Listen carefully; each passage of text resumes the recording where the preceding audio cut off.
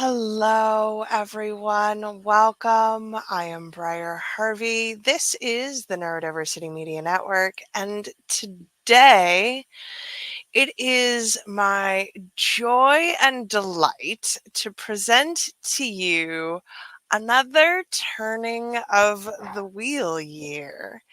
And Karina is going to talk to us today about early harvest, and I think what that looks like on many levels. So I'm very excited to have this conversation today. Let's get into it. Hi, Briar. Hello. So we're talking, we're at Lammas, right? Some people call it Lunasad. I can pronounce it, I think. Yes, I think Um, that's right. I think Yes. on good days I can spell it. Yeah. But I rarely call it that. Some West Coast-ish witches and pagans call it Luz Day, Lugh, you know. Um and Lu is the Sun King, right? He's the uh golden mature, right? Maturing. He's not a teenage boy anymore like he was at, like prepubescent at Beltane, and then adulted and kinged at summer solstice. And now he's got some age on him, some abundance of material wealth, and wisdom, right? And so some people celebrate this as sort of like the first fruits, right? Um, where I live in the summertime, right? Like all year, I'm like, yeah, we're behind, we're behind, we're behind. Once summer solstice comes, things go really fast, and we catch up on all of that time that we were behind in winter where I live, right? So, yeah, we're picking the first cherry tomatoes and already sick of eating zucchini and summer squash and waiting patient, already had some poblano peppers come in and had our first broccoli the other day. But I'm kind of looking at this giant garden that we sort of accidentally, manically planted in late May, early, we were still putting things in the ground on summer solstice, right? And everything is fruiting out there. It's incredible, right? I'm so happy. It's been so good to have sun on skin and hands in dirt, and nurturing things to grow. So first fruits are definitely happening here. And I told you before we came on that I expect in another 2 weeks, I will be up to my eyeballs in steaming pots and canning tomatoes and soup and salsas and chilies and all of that. So it's an abundant time of year, right? This if we're following the wheel year, right? And we planted those, we dreamt those seeds at winter solstice, and we planted them around the spring equinox, and we planted our gardens Beltane to summer solstice, and here's the fruit, right? And I'm talking about actual gardens, but I'm talking about those And seed dreams, right? That we in the silence and stillness of winter solstice sort of spent some time dreaming about, what do I want this next round, this next ride around the sun, this next ride on the wheel year to look like for me in all aspects in our life. What do I want my relationships to look like? What do I want my business to look like? What do I want my financial situation to look like? What do I hope the political system is going to look like? And so we spent some time dreaming and then nurturing and remembering and feeding those dream seeds, right? Um, at summer solstice, I said, well, everything's happening now, right? All we have to do is sit back and wait. Um, and I can say for myself, in my business, I've just been like, all I have to do is sit back and wait, right? Because I worked really, really hard for like a year and a half, and I just needed to go and be in my garden and get my head together and remember who I really am. But what I learned actually having a real gardens, like a mini farm, homestead, something or other, is that, there's still a lot to do in Weeding, weeding, weeding. weeding, pruning, weeding, picking, like, um, yeah, grooming, keeping the pathways between the garden beds clear of Mm. clover because I'm allergic to bees. Um, it's been a lot, but really joyful. Um, so here we are at the first fruits. And if people have been following all along since December, I'm hoping that you'll take some time to think about what's coming to fruition now, what's ripening, what's ready to pick, what's ready to be stored, right? For those more fallow months that are coming, right? Um, what needed to be weeded, right? What did you look at and say, this isn't working, right? This isn't working for me. I have to get rid of that so that the rest of my garden can grow, right? Um, so speaking in metaphors, but I'm also asking you, like, what does that metaphor mean in your life, in all of those aspects of your life that we already sort of named, right? These fractal iterations of this wheel of the year in this time of year. What did you need to cut down? What has already been harvested, right? I was out on June 22nd harvesting mugwort, you know, and burdock and a few other things that I found because I'm actually outside on the land and noticing what's there. Um, I'm going to tell this sweet story because I think sweet stories are needed during this time. I was out by my gardens in my good neighbor, right? Came down and we were chit chatting, and she saw a stalk of mugwort next to my garden bed. And she said, "Oh my God, get rid of that. Get rid of it. That stuff is invasive. It'll take over everything." And I looked at her and I said, Yeah, mugwort is invasive, but there's one stalk and I always cut it back." She goes, "I have like a field of that behind my barn." And I said, "That's medicine, right?" And she goes, "I don't know. Do you want it? Come get as much as you want." Right. And I was like, okay. And I'm thinking, like, I don't know.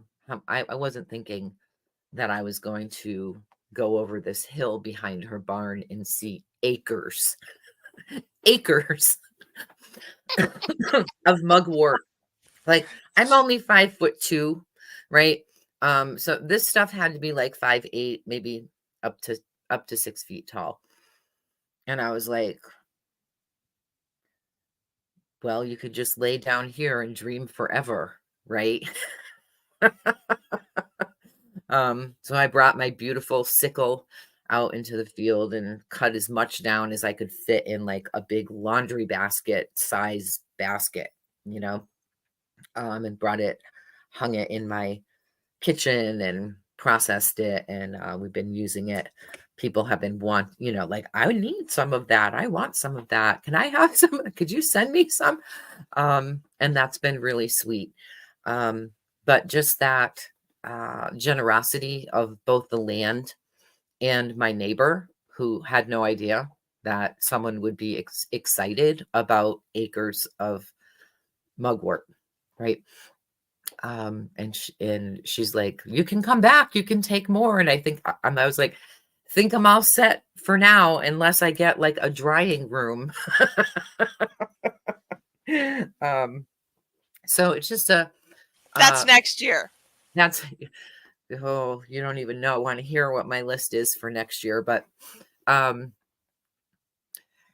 that kind of abundance and generosity and reciprocity between people that we live near, right? And I've been talking about this for lots of this wheel year, right? Is like what's happening hyper locally, not only with the land, not only with the weather, but where are you making connections hyper locally? um we talked last time, and it was sort of this stark moment, right, where you said, well, where is our community? And I picked up my phone and I said, well, it's not actually in here, right?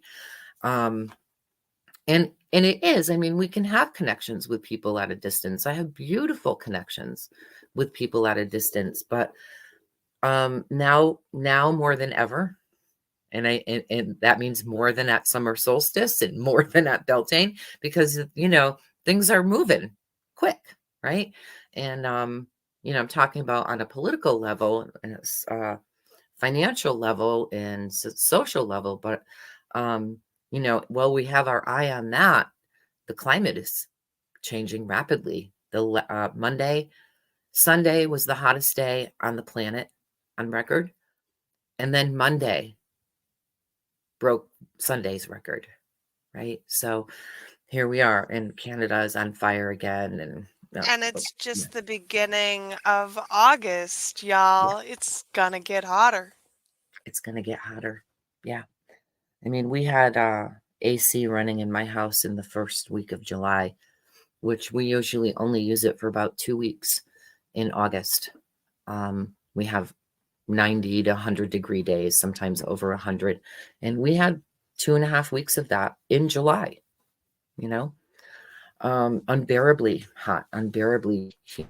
Literally walking outside from the air conditioning in my house, which is set at 72, right? And having my glasses steam up because that's how humid it was outside, right?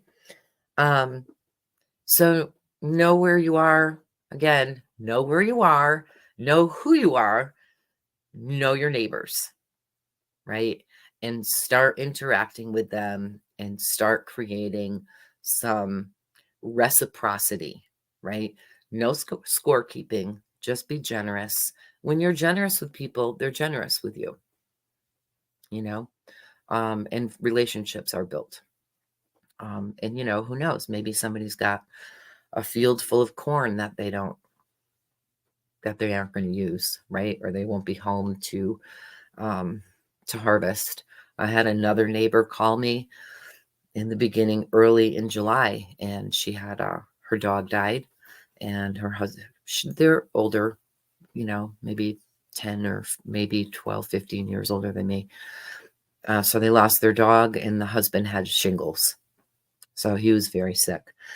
And she said, I'm so overwhelmed, and I've got all of these raspberry bushes, and I'll cry if I just let the fruit rot on the vine, but I do not have the energy to keep up with it. Would you take care? Would you take my bushes for the summer? Come and pick all summer long. And I'm like, okay. And then I'm realizing, oh, that's another hour and a half out of my day every 2 days. Right. And now all of my stuff is coming in as well. But that reciprocity, right? That, like, I need this. It's helping me. And every time I see her, she's like, you don't know how grateful I am that you're doing this. And I'm like, you don't know how grateful I am. I'm going home with a gallon of fresh raspberries 4 times, 3 or 4 times a week, right? Like, my freezer is full. I'm making raspberries, I'm making all of the raspberry things. And making raspberry sorbet and bringing it to my neighbors, right? I can't eat it all, right? So those, I know I'm living in an agricultural community, and those kinds of things are around food, right? Are easier here. But I suspect that if you don't live in, this is the first time, these past 4 years are the first time I've lived somewhere like this where I could put roots down. And previous to that, it was always in apartment complexes or apartment buildings or a new neighborhood every year and a half, right? And very difficult to make these kinds of connections, but tried, right? Tried to be, to know who my neighbors are and to let them know who I am and what we can do for each other. Not out of greed or obligation, right? But out of care for our human neighbors, you know? Um, so what are we harvesting at this first harvest? Um, what are we harvesting? What are we giving thanks for? My t-shirt says grateful for every little thing. You can't see it. Oh, there you go. Um, and that's just how I'm feeling, you know? Um, so even if things don't feel abundant, even if things feel pinched or limited or scarce, I was just having this conversation with someone online because I'm offering a course, and I was talking about it in relationship to joy. And she said,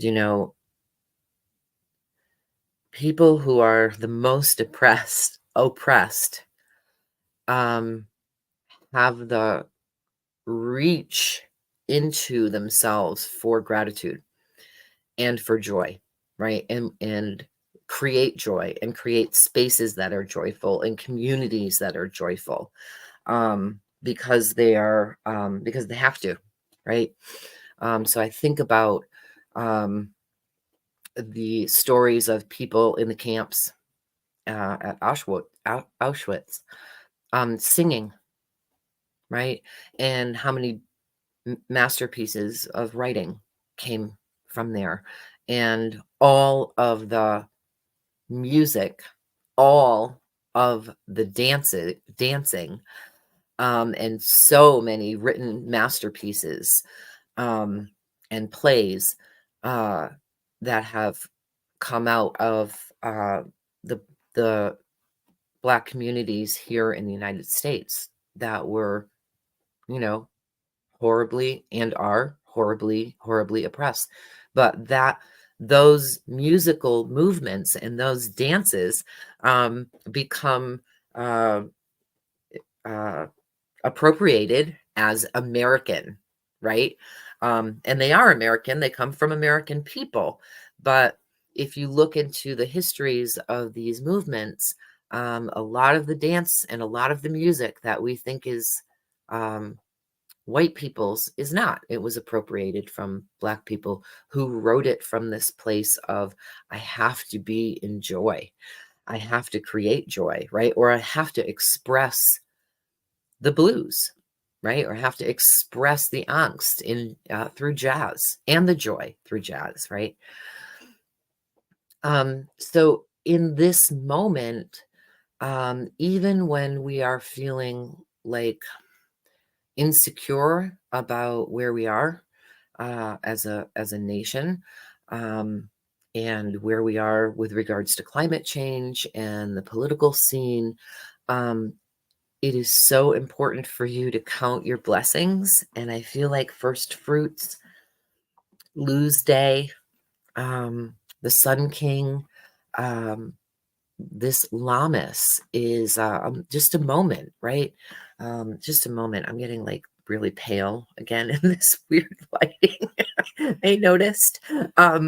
So can we count whatever blessings that we do have, right? Um, I think part of the scarcity of capitalism, right, is always reminding us like that there's more to be had, right? There's more to be had. There's more to be had. And to not ever settle for what you have, right? And I want to be careful here because I don't want to bypass like real poverty, right? I don't want to bypass that. I don't want to bypass real dire straits. I've lived there, right?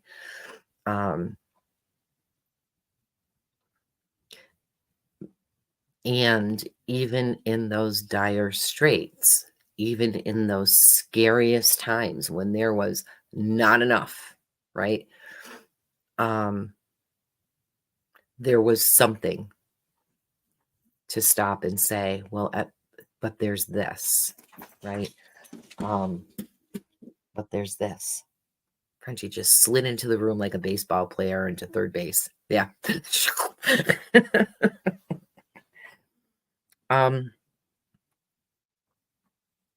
Yeah.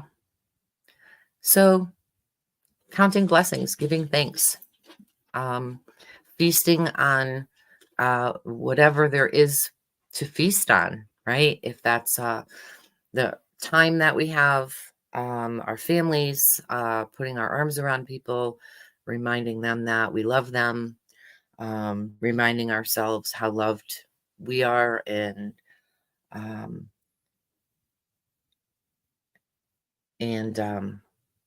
just, I think, reveling in that right now in this moment of uncertainty that is uncertain on so many levels, right? What can we give thanks for? What can we ground into? What can we celebrate in this moment? Yeah. I think learning gratitude is probably the most important thing any witch can do.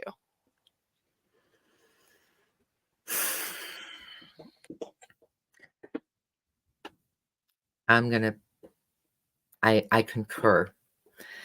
I am on suddenly, well, not suddenly. I mean, I've been curating this for a while because I tend to avoid like social media witchy groups.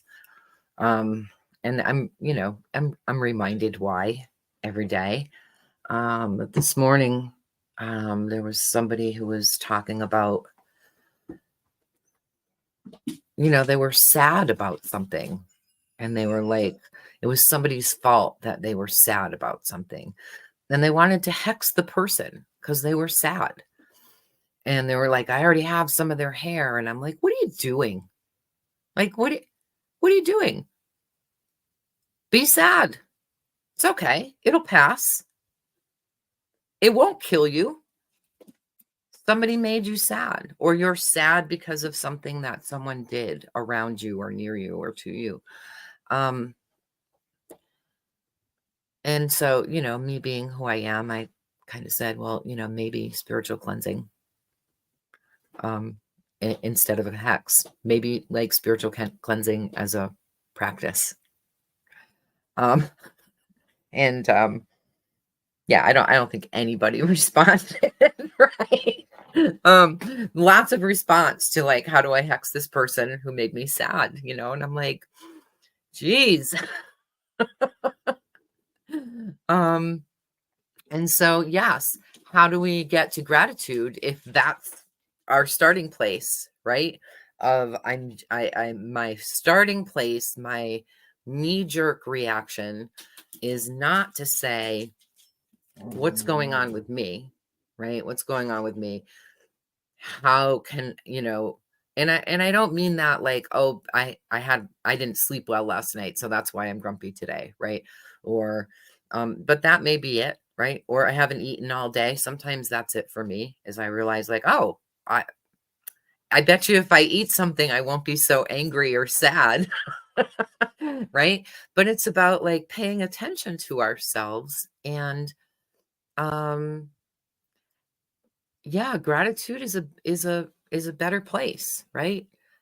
Giving thanks is a better place. Doing spiritual cleansing is a better place. That's not to say that I disagree with hex work in any way, right? But Sometimes it is you needed. really have to deserve it, right? You really have to deserve it. You really have to have um behaved in ways that are uh I can't even think of the word because I'm in such a different headspace, but for so harmful, right? And purposefully harmful, right? That's a piece of hex work for me is somebody went by and they hadn't eaten all day, right? And they said something snarky to me. Is that purposeful? You know? Um, but I mean, I may do like a reversal. I may be like, yeah, I don't like what you're sending my way. I'm just gonna, you can have it back, right? That's not a hex. That's just like mirroring it back. Um, but as the first thing you reach for, you need some training. I'm sorry. You need some spiritual cleansing, right? You need a ritual bath. You need to like take a look, like stop looking out there and turn the mirror toward yourself. Um, that's back in the day, you know, as the crone, right? Back in the day, 35 years ago, when I was getting trained, that was the first thing we did. And it's still the first thing I do every day, right? Know yourself, right? We're back to it, right? Know yourself. Who am I? What am I doing? Why am I miserable? Why am I hexing people all the time? And if you're hexing people all the time, that's it. It really is gonna come back around, right? Like I'm not a proponent of the threefold law or the ninefold law or any of that. I don't believe I haven't met that accounting god yet who's doing that math and meeting out the equal exchange. Um, but if it's just common sense, right? If you're negative, if and always negative, then negativity is going to find you, right? Um, and I'm not encouraging people to be Pollyanna, right? In any way. Or pretend that you're not negative. If you're negative, okay, sit with that. Why? What's going on? Why am I miserable? Right? Why is my life miserable? Why do bad things keep happening to me? Right? Some of it is capitalism, right? Some of it is misogyny. Some of it is patriarchy. Some of it is white supremacy. We know all of that now, too, that it's not all me. It's like I'm swimming in this soup. I'm swimming in this toxic soup, and some of it got in me, right? But that's internal work, too. We can't just say, oh, it's patriarchy that, right? It's like we're patriarchy. We can't just say it's white supremacy. We're white supremacists, right? It's in us. So spiritual cleansing is about like looking within and owning our beauty and our brilliance and our gloriousness and our creativity and our passion and our generosity and our love and our magical our magical capacities, whatever our magic is, right? On a side note, some people's magic is hexing, right? And those are like the people that like that's their job. That's what they're built for. That's who like if I were to hire someone to do magic, those are the people that I would hire. Not the ones who are like, I woke up mad this morning. Where's my black candle and my pepper? Whatever. That was an aside, and now I can't get myself back to what I was saying. So owning who we are, right? Like spending a good amount of time with our soul, with our spirit, with our nature, and deciding, is this serving me? Who is this serving? Who does it serve for me to be miserable? Probably not you, probably not the people you love, probably serves your bosses, probably serves the patriarchy, probably serves capitalism, right? To keep you spiraling in negative places. So spiritual cleansing, I think we talked about it last time too, and its core, right, to my magic is sort of like, what's going on out there? How is that reflected in here? Right? What part of that thing that I'm complaining and moaning and bitching about is really because, oh no, it's in me, right? In my book Distolations, I say everything is in everything. I mean, it's like, seems like pablum, right? But it's not. It took a long time to get there, to understand everything is in everything and everyone is in everyone, right? Um, you know, how do the qualities that I'm talking about the left, right, despise in MAGA, I see that come up on the left when people say something that you don't agree with. I've seen people who I really, really respect online who are like telling telling the telling it like it is, get shut down, get their accounts canceled, right? It wasn't MAGA who did that, it was the left, right? Those qualities that we despise are inside of us, right? And so if you think like, oh, I'm good, I've done my work, I can relax now, but you're getting mad at those people, it's such a great opportunity to go, oh, is that in here? Right? Because if it wasn't, you wouldn't be mad about it. So we're off topic on Lammas, but we go on. Yes, and Mhm, part of gathering first fruits mhm. requires that we've done the work, done the weeding, done the pruning. Prepared the ground Correct. before any of that even happens, right? Made a plan, prepared the ground, planted the seeds, tended those from babies, right? Turned the soil, added the compost, added the nutrients, all of that, right? And then the weeding, right? When we put our compost down from our beautiful compost from our good neighbors who got it from another good neighbor, um, this is from a farm. It's not out of a bag from Home Depot or something. It's from a farm. And so we added it to all of our raised beds and all of our in the ground beds. And we put all of our baby plants in there.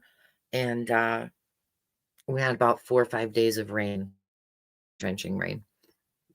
And so I go out on, when the sun breaks through and I look, and all of the beds have weeds this tall, right? They are all the same species. And I'm like, what was in that compost, right? Like, I had to be so careful. There was so much of it that it literally took us 3 days to weed it out of the gardens, and having to be so careful because it was bigger and stronger than our baby plants, right? And you'd like accidentally pull up a tomato plant and be like, oh, I'm so sorry, and then like tuck it back in.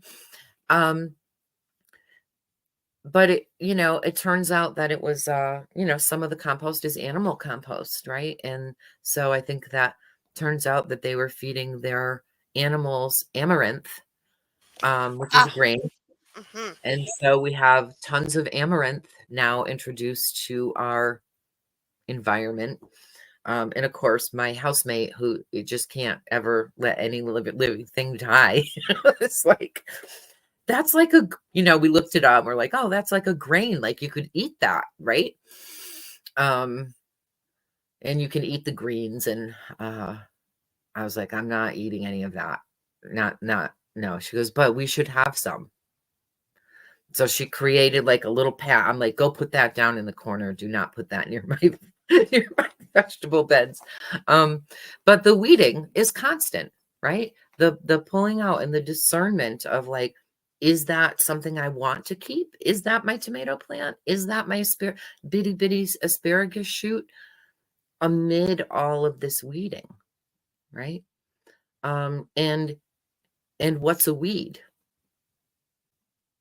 Right? How much of it is medicine? How much of it is edible? How much of it is invasive and dangerous to the species that are actually trying to grow? And those are questions, again, I'm talking in metaphor here about what's going on inside with our internal gardens, right? Is that mine? Did I plant that? Who planted that? Does it matter who planted it?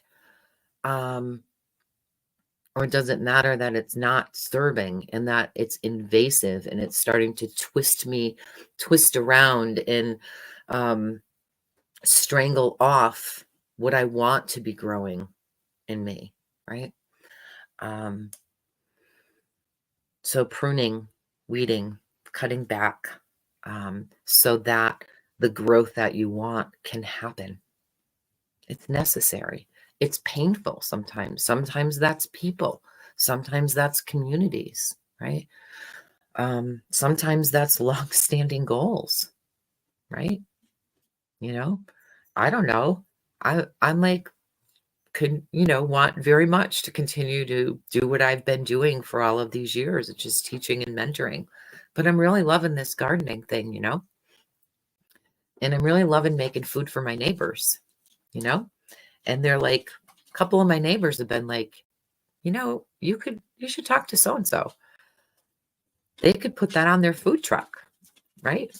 You should talk to so and so. I bet you could use their industrial kitchen. And I'm like, oh, this is starting to sound like a job. Right? And for me, it's always been a question of like, do I want to do what I love. I want to do what I love, not to the point where I'll hate it. Right? So I'm like, yeah, if I could just make cake for the brewery when I feel like it and they want to pay me, that's great. But this is the process of what am I growing here? What am I inadvertently growing here? Like, oh, that's a grain, that all that stuff we pulled up, we could eat that if we needed to. I mean, I didn't eat one bite of it, but it also, you can eat the leaves and then it makes these big, beautiful red sort of arching things of seed that you can eat, and they feed it to animals, but people in other parts of the world eat it, right? So it's fine. And I'm like, Marta's probably right. It's probably okay to have a patch of that growing in the corner somewhere. Just like it's okay to me to have for me to have a patch of, I like to cook and give it to my neighbors. And if people want to pay me for it, I probably wouldn't say no, right? But it doesn't have to be the whole garden. It doesn't have to take over everything. So what's in your garden that is feeling invasive? What's in your garden that you're like, oh, I provided the perfect conditions, right? The perfect amount of light, the perfect amount of water, the perfect soil, the pH, the blah, blah, blah. Spray, use the stuff on it so that the cabbage bugs wouldn't eat it, whatever. And it didn't grow, right? What do we do with that? Right? What do we do with that? So first fruits, yes, celebration, gratitude, abundance, and inventory, right? Like Discernment. every single one of these Sabbaths is about inventory, right? What am I doing? How is it working? Is it empowering me or disempowering me, right? Do I and the people I love, are we thriving or not, right? As a result of whatever the seeds we planted or dreamt of in the winter are. These are the questions we want to be asking. And I was thinking earlier today about this call, and I really wanted to say that, the workbooks and the way that I talk about the wheel and bring in all of these elements, right? The workbooks are a way for you to answer these questions, right? Not while you're listening to a podcast in the car or while you're making dinner or going for your run, but to sit with these questions, right? And answer them for yourselves. They're going to bring you to a kind of awareness and knowledge and wisdom that without those questions being asked, you wouldn't arrive at, right? So again, the books will be like, how do you usually feel this time of year, right? We've been talking about land, but how's your body in the height of summer, right? How are your allergies? How do you respond to this kind of heat? How do you respond to living in air conditioning, right? Change your air conditioning filters, by the way, if you're using it. Change those filters. They'll make you so sick. I didn't know. I lived in Florida. I'm like, why are we sick? And they were like, I went to pay my rent, and the landlord was like, you haven't picked up any filters for your air conditioning. I'm like, what? He's like, yeah, but there's always a pile of them right here because you're supposed to change them every month, right? How are you feeling? Is this a time of year when you're really active, or is it a time of year when you're slower because of the heat? What's your sleep like? How is that impacted by the weather and the climate where you are? How's your money, right? How is that impacted by this time of year, right? Is it a time when you have a lot of money going out? And if it's not right now, if you've got kids, you're thinking about it, right? Because school's starting. Sorry, it's August. What are we doing this? It's August 25th. I mean, July 25th. But that's coming, right? And if you're conscious about money, you're conscious that that's coming, that those expenses are coming. These are the kinds of things that we want to track over the years, right? So that, or to look back in time, right? Historically, is this a time of year when I get sick, break a bone, wind up in the ER, go on ginormous vacations, have a lot of money, have no money, right? Start relationships, end relationships, right? I mean, I used to warn people about, like, because I used to officiate weddings. I still can, but I just don't. Probably because I'm not really into it. I'm just not into being to the idea. So I'm probably not the best person to be like, yeah, let's bind you together forever with that cord, with the hand fasting, right? But I warned someone who was like this couple who had, at the Beltane ritual that I held, they were like the May Queen and the May King, right?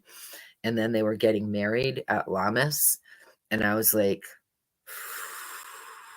be careful. Be careful, because you're sort of playing this role out in your real life, right? You've been working with this mythology, right? And embodying it. And yeah, it probably wasn't a good idea for them to get married at Lammas.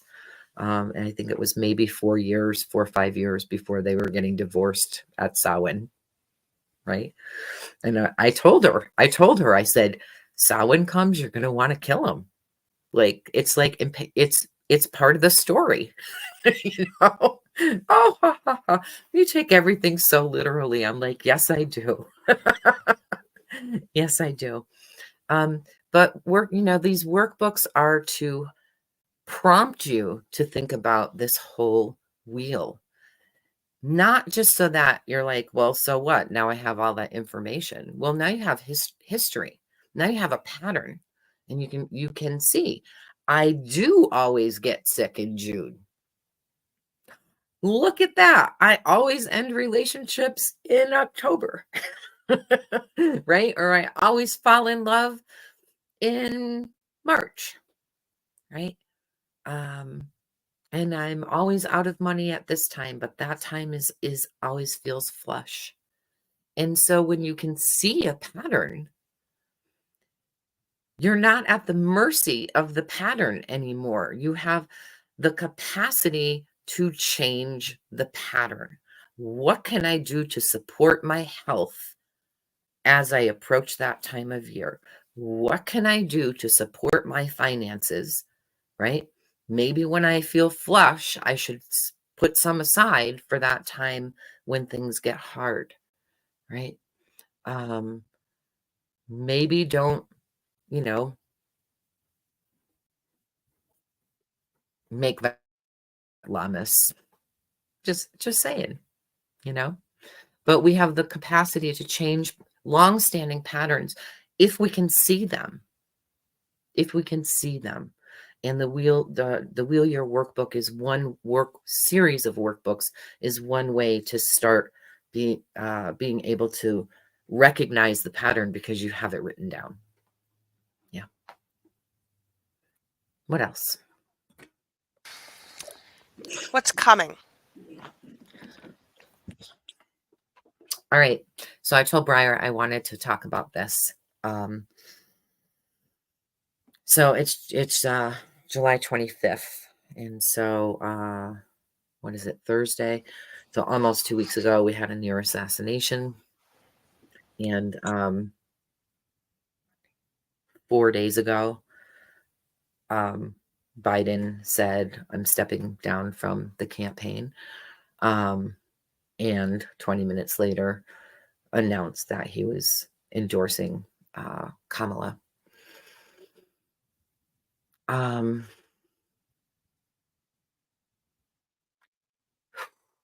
We are living through like really historical times. Was it you, Briar, who said this is the... No, it wasn't. I have a friend who, you two should know each other. You're like, you remind me so much of each other.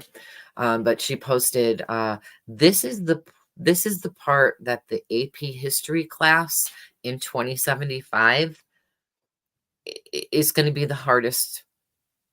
This is going to be the hardest history to understand and to keep up with and be like, how could all of that have been happening at the same time? And I often wonder what will get written out. So, I'm watching, right? Because this is one of the things I do is I watch culture. I read culture. I read future. I'm trying not to read too much into the future because everything feels so unstable right now. And the way that I do readings, right? If I read for you, if I read for me, I know that I'm only reading from the energy that's present in the moment. And as soon as something changes that, as soon as we make a decision or take an action, the reading will be different. The future will be different, right? That we should all know, like, our future is not written in stone, right? It's not woven. We are the weavers. We are the fates. We decide. Am I going to take a left here or a right, or am I going to keep going straight? Am I going to keep doing what I'm doing, or am I going to bake cakes? Right? Right? And if I do a reading with that, let's just use that as a particular question. If I do a reading about that, it's going to show me an uncertain future because I haven't chosen. The minute that I make a move and make a decision, then the fates start weaving that pathway. right? So I'm giving you a snapshot of what I have been noticing this week. And again, nothing is certain, right? They're talking about maybe they can get rid of JD Vance. I don't think they can legally. We're wondering who's going to be our vice presidential pick, right? So we don't have all the information, and I'm reading from my limited perspective, right? Tuesday, I think I watched a whole lot of mainstream media, right? And I'm aware I'm being propagandized too. I'm very conscious of that. They are all talking in exciting tones all the time because they want me to be excited and vote for Kamala, right? Which I'm going to. That's the choice for me, right? But I'm also listening to her, right? I'm going back and listening to things that she said in the past. I'm reading about her history in the past. I'm watching what's happening on social media, not so much Facebook because people there don't really even talk. And if they do, somebody's arguing. But like, what are people saying? What are people writing about? What are people excited about? And I was like so wound up. I didn't sleep until 4 o'clock in the morning on Wednesday. It's not like me. I'm pretty like 1 o'clock, Karina. That's the latest to go out to stay up. But I was up that late because the energy was so big that was coming in. I was so energized, right? And I had already shut down all of the equipment and all the other voices coming in, right? Just to be like, I need to sit with this at my altar. But the waves of energy coming in, and it's not negative energy. And it occurred to me maybe later than other people, but Kamala means lotus. And Kamala is the name of many Hindu, Buddhist goddesses from that part of the world. I keep seeing people using Kali and being like, I'm with her. And I'm like, she destroys evil, but then she's still hungry. So she destroys good. And then she destroys her family. And then she destroys her nation. And then she destroys her husband. And then she destroys herself. That's Kali. So that's not, Kali is not Kamala, right? And if you're looking for Kali energy, please don't invoke that on the rest of us because like we're living in it. We're living through it, right? There was another meme last week that said, I'm sorry, I know that we're like birthing a new world, but could we have an epidural or something? Because we're really tired and it's been a lot of pushing, right?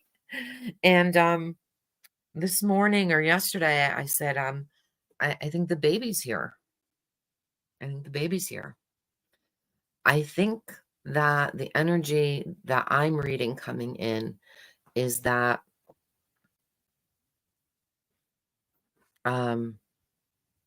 we've been watching patriarchy in the violent throes, the violent fight for its life. But it's been on its deathbed, right? And it is violent, right? I'm talking in metaphor, but I'm not talking in metaphor here. The reaching back to the worst things that the patriarchy has done and being like, that sounds good. That'll work. That'll get everyone back under our control, right? Those are the movements and decisions, right, of desperation. My sense is that I am not deifying Kamala Harris. Please, let's just get that straight. She's a human being. She has flaws. She's made some terrible decisions. But I think that this person who is multiracial and female coming in at this moment when we are so threatened by supremacist patriarchy. Symbolically and energetically, right? I'm not talking about the person. I'm talking about symbols. I'm talking about energy. The minute that I heard her like accepting this thing, it was like doors blew open, right? Doors blew open. And I'm also not a person who is ever like, that politician's going to save us, right? We got to do the work. If you are still thinking that somebody in that high of a position is going to save you, or that they're your friend, or that we should even be calling them by their first name, just saying, as a woman, we think that it's fine to just call her Kamala. And if it was anybody else, who'd be saying Biden or Trump or Harris. Just something to think about, how that misogyny that we have is so sneaky and, microaggressive. The news is reporting 44,000 Black women got on a call Sunday night within hours of that announcement. The women themselves and the organization themselves are reporting, no, there were over 90,000 people. 44 was as big as Zoom could make the space for us. And that was after somebody called somebody that they knew at Zoom, right? So these are well-connected women, right? I'll just call my friend, right? Over 90,000 people, 90,000 Black women within hours were able to organize themselves on a phone call. And I'm just like, that's also something that arises out of being deeply oppressed, right? Is the need, the necessity to be that level of networked. And white women we're not that well networked. We have networks. They're kind of loose. We fight. We don't like that one. We break off and have a whole, another group forms because we don't like how that person was doing stuff, right? But it's a negative privilege, right? To not have to be networked in that way. But I'm telling you, we have to be networked in that way. We have to get over ourselves and understand that we are in no better position than anybody else at this particular point in the game. Monday, white women tried to do it. They got, I think, 3,000 people on the Zoom, but they didn't know who to call to get a bigger room, right? And I think that the number turned out to be around 15,000, right? Which for white women with only a day's notice, and nobody had to tell, I'm sorry, I'm just going to go there. Like, nobody had to tell us what color hat to wear or what color we were supposed to wear to the event, right? We didn't even get that far in the planning. That I thought that was fair, right? Tonight, I want to say that there are at least two, of course, not one, but two different organizations running calls for white women tonight. And for those who are hearing this and are like, why are we doing that? Because Black women have asked us to meet as white women. To be better prepared to meet with Black women when we all do get on that call, because some of us don't yet know how to behave. We need to allow women of color to lead us. They know how to network. They have had to vote for their lives, for their whole lives, not because they like somebody, right? Or they like their tone of voice, or they thought they looked great in that suit, right? They've had to vote for people to vote for their lives forever. And so they have more experience with this than we do, and we need to listen.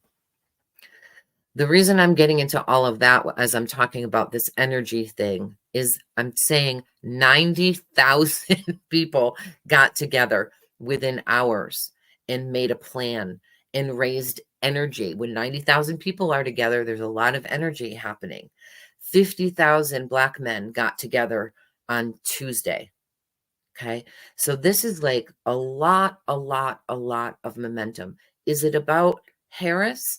Yes. But it is also about something way larger than her.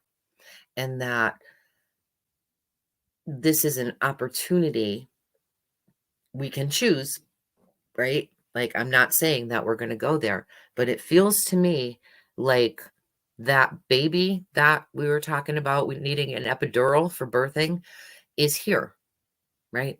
Is here. And now we have to decide, oh shit. Now, now what do we do? Right? Now we have potential that we didn't have a week ago when we were all, including me, walking around like this. So, what are we going to do?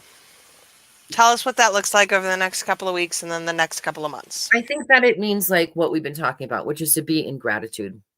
And this whole thing again about know yourself, know your networks. Who are your networks? You're the network witch, Briar.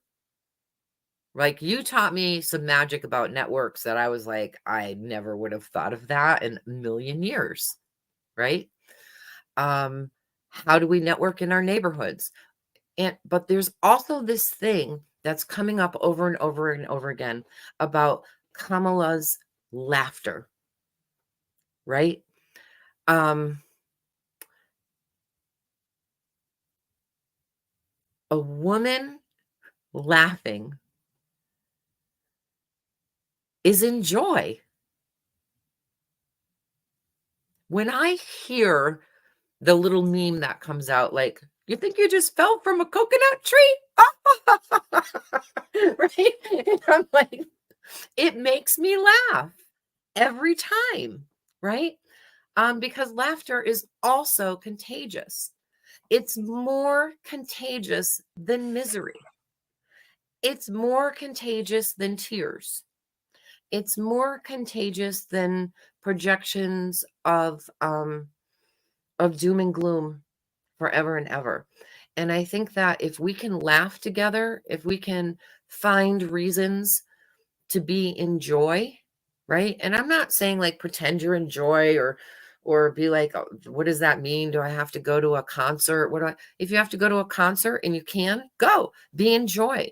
Get that feeling in your body so that you can breathe into it, so you can expand into it, so that it becomes bigger and takes the place of the gloom and the doom and the projection of our worst nightmares onto the landscape that is not built yet. Do they have plans? Yes. Do we? What's your plan? What's our plan? For right now, I think the plan is to take back our power. And when I say power, I'm talking about life force. To not allow the same things that have always triggered us into sadness or a sense of powerlessness or a sense of despair or a sense of rage and outrage at those people, right? I saw this amazing moment the other night where a news anchor was interviewing some pundit, and she said, yeah, but what about the racism and the sexism? Have you heard what they've been saying about her? And the guy was like 30, you know? And he said, that's going to happen. And he said directly to the news anchor, he said, but if you want me to come on your show for the next 4 years and be outraged every time someone says something racist, I'm not going to come on your show. I'm not going to participate. in the outrage. They're going to do that. They're racists. And if we stop being outraged and just are like,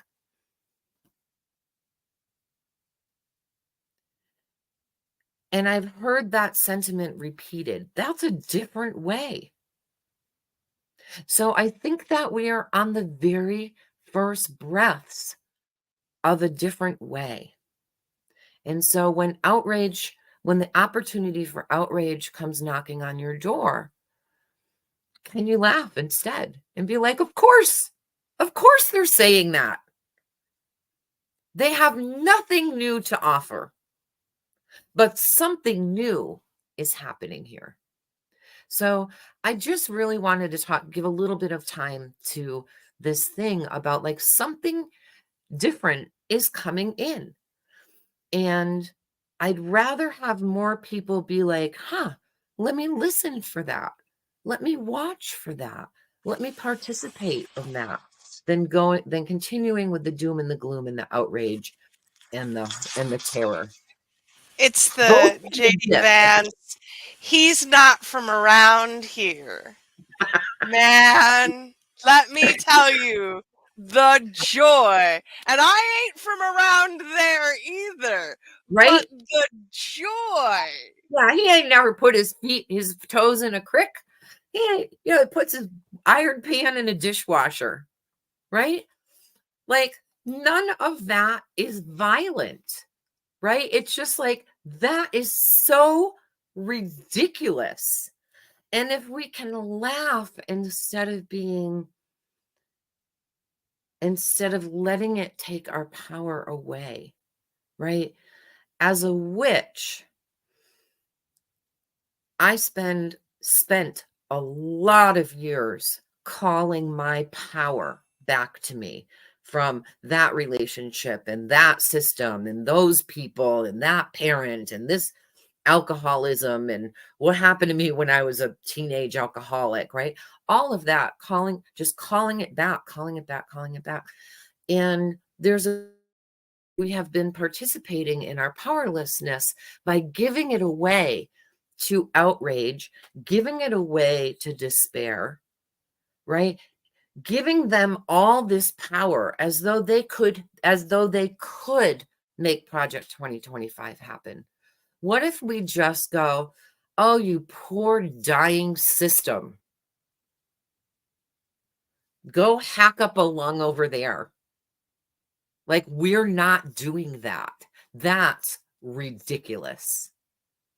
And be joyful about it. Have fun with it. Make jokes about it, We didn't just fall out of a coconut tree. Right? Do you know what she's talking about there? Yeah. Her mom said we come to be who we are because we are influenced and impacted by everybody, everything, every idea, every system, every person we've loved, every person we've hated, every book we've read, every commercial we've seen, right? This is what I teach, right? We didn't just fall out of a coconut tree. We're not just here to be singular little units of capitalism. So, let us be in joy. Bayo Amakalafe said, I went to see him a couple weeks ago. He said, these times are urgent.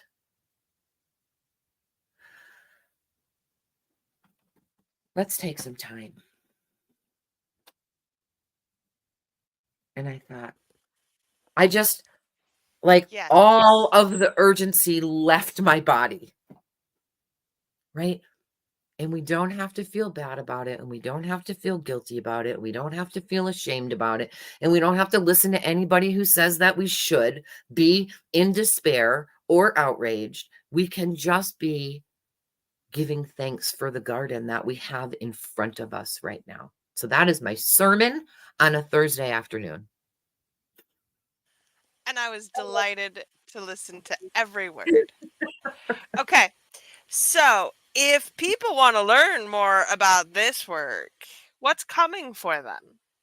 This work, well, there's the workbooks, right? There's all of these podcasts and all of the guided meditations, and all of the workbooks are available on my website at thecroneherself.com under courses. Coming soon, I'm beginning August 28th, which is August 25th, which is exactly 1 month from today. I'm starting a series called Soul Doctoring. This is the first seminar in the series. It's not a workshop, it's a seminar. There is a lot of me talking. There is a lot of discussion about the lecture. There are practices and assignments and homework, right? So that's why I don't call it a workshop, right? Soul doctoring is exactly what I've been talking about this whole time. We have to look at ourselves. We have to know who we are, know how we're made, right? In my tradition, we have a very particular idea about our spiritual anatomy, how our soul is configured, and that we have 3 parts of our soul. And that, like, if they're not talking to each other, if like one thinks it's better than the other, or one is afraid or scared, we're kind of in trouble. We can't like move forward with any kind of a consistency in our life. And we certainly, well, not certainly, but you probably are a little bit like, I can't allow myself to be in joy while there's so many people suffering, right? That's one manifestation. I want to give people this awareness of how the soul is constructed and how these parts of our soul can come into communication with one another, into agreement with one another. Some people like to use the word alignment, and that's a really good word, but I think it's so overused that it means barely nothing anymore. So what if the parts of you, right, like this genius that you are, and this instinctual, intuitive, embodied being that you are, and this divine nature that you are, could actually communicate and could actually come to agreement, so that when you are at that crossroads, am I going here? Am I going there? Am I going there? That you can ask them, and you can come to an agreement that they all agree on, that all of your parts agree on, so that when you step forward, you're sure, you're certain. And then when you do a reading from that place, right, it doesn't say, well, the future's uncertain. It says, oh, you're going here, and this is what's going to happen. This is a path of healing ourselves, right? We have a habit in our culture of going to healers. Please heal me, right? And healers can do well, right? They can do a lot for us. Some have a lot of skills, but they don't maybe translate well. This is about, you have the power, and if you have the knowledge of how you're made, then you have the power to heal yourself. Right? It's good to have a community of people who are doing the same work around you. It's good to have a mentor with that work. But I think even if people just take the 101 seminar that I'm offering, that they have something to start working with, right? This isn't an overnight process. I'm still in it, right? But it's joyful work. It's some of it is weeding the garden, and that can feel painful and hard and difficult, right? I'm never going to tell people like a spiritual path is all roses. Every rose is attached to a thorn bush, right? But this is a place to begin. It's a jumping off place. This is the core of all of the work that I do. It's the core from anything that I say, anything that I write is coming from this agreement, this alignment between these 3 parts of myself. And I know when I've written or spoken something that is not, right? I may look back and go, oh, that was you getting all like, look how smart I am, right? Or that was you being all in your feelings, or that was me being in none of the parts of my soul, but all up in my ego and needing to be right and needing to be in control. So these are some of the concepts that we're going to dive into so that you become the doctor for your own soul. You become the healer for your own process and expert at what it is that you need, what your soul needs, so that you can move through even this chaotic time when an old world is dying and a new world is coming to being, and we are crushed in the middle. You can still be smiling. You can still be like, it's going to be what it is. So let me be happy right now. Soul doctoring. You can sign up. You can learn more about it on my website, thecroneherself.com. It's under courses, soul doctoring seminars. And so you can read about it there. If you have questions, email me, Facebook message me, and I'm happy to answer questions about it. But registration closes August 17th. It's 9 And weeks. It's a 9-week seminar. okay, Yep. y'all, we will leave linked for that in the show notes. If you are a paid subscriber to the Neurodiversity Media Network, you get access to the workbook. That'll be just below this recording.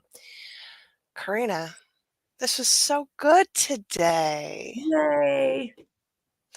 Y'all, thank you so much for being here. And we will see you at the next turn of the wheel. Oh my God. We'll be going into the darkness.